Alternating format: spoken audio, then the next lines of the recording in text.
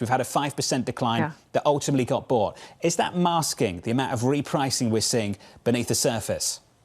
It is, John, and there's a number of ways you can look at it. We've at this program talked about the average member drawdown level being much more significant than the drawdowns we've seen at the index level. So in the case of the S&P 500, you're right, we've only had about a 6% drawdown maximum year to date, but the average member has had a 16% average drawdown. If you look at the NASDAQ, it's even more extreme. So the NASDAQ's had a little bit more of an index level drawdown, but at the average member level, the maximum drawdown is negative 29%.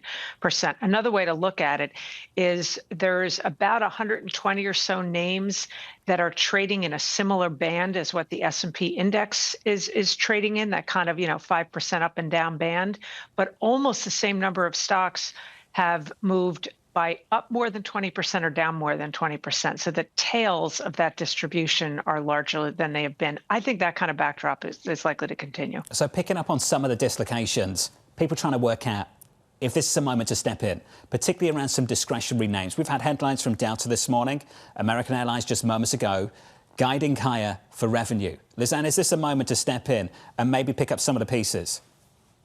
I think at the sector level, I think it's really difficult environment to just make a monolithic call, say on consumer discretionary. I think there's opportunities within every sector. I think it's profit margin stability, profits outlook, to your point about some of the airlines. I think that's really key in this environment. And that's also reflected down the cap spectrum.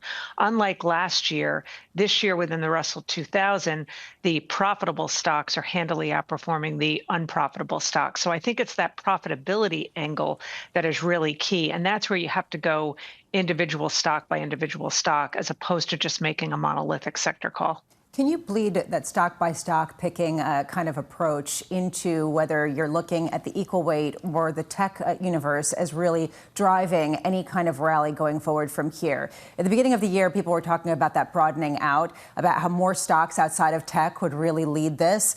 Now you're getting a reversal of that. How much are you shifting your view for the rest of 2026? Not a heck of a lot. I think what's happening now with some of the reversion trades that we have seen, I think that's all about positioning. And I think positioning is really important in this kind of market backdrop. We all know, you certainly do, reporting on it every single day, that trying to gauge what the next announcement is going to be, whether it is from the administration about the war, going back pre-war, tariff-related announcements. We're in this mode of instability right now, and trying to gauge what the trigger points will be is very difficult. But what we can do is assess what the positioning backdrop is. And throughout the course of the last 2.5 weeks since the outset of the war, we have seen a change in positioning. You've seen that de-risking on the part of the systematic funds, on the part of the long short hedge funds.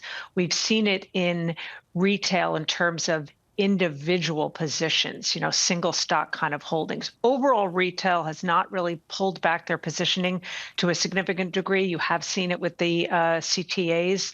So positioning is such that we could get a pretty significant rebound because you've washed out some of that positioning. We can think of the market backdrop as being able to get assessed via the positioning. That goes back to early April last year. Trying to gauge these tariff-related announcements was difficult. But if you looked at positioning, you could see where both the pain trade is likely to be and maybe where there's upside if you get even a modicum of better news. And Lizanne, just to sort of build on that, we saw that from the fund manager survey from Bank of America today, that the cash build increased the most going back to the pandemic from February to March. Are you getting more constructive right now? So the cash build is an interesting one. If you look at the $7 or $8 trillion that's in money market funds, that is a record high level. I think one of the errors, though, is looking at a number like that in a level sense, in an absolute sense, without putting it in the context of the overall capitalization of the stock market. I haven't run the numbers very recently, but when we were at about $7 trillion not all that long ago, it still only represented about, I think it was 12 or 13% of total stock market capitalization, which is historically very low.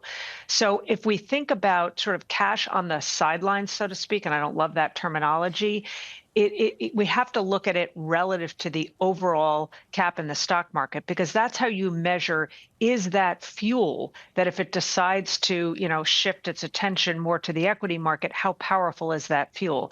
It's less powerful when you're talking about a fairly low share of total equity market capitalization. Liz, and you mentioned catalysts. This year, right now, the focus is squarely on what's going on in the Middle East and the war with Iran. Last year was tariff-induced headlines that potentially moved the market.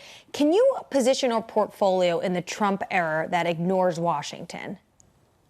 No, you can't. But you can also, it's also impossible to gauge what those next triggers are going to be, which is why I think you have to focus more on the positioning. I think we've never seen a greater connectivity and short-term volatility being driven by decisions coming out of Washington. There's more typically there's more of a disconnect between those two. You don't have to kind of draw that dividing line as closely as you do now, but trying to anticipate it, given how unstable policy making has been and just the manner with which policies get announced, is a much trickier backdrop, certainly for longer term investors, but also for traders.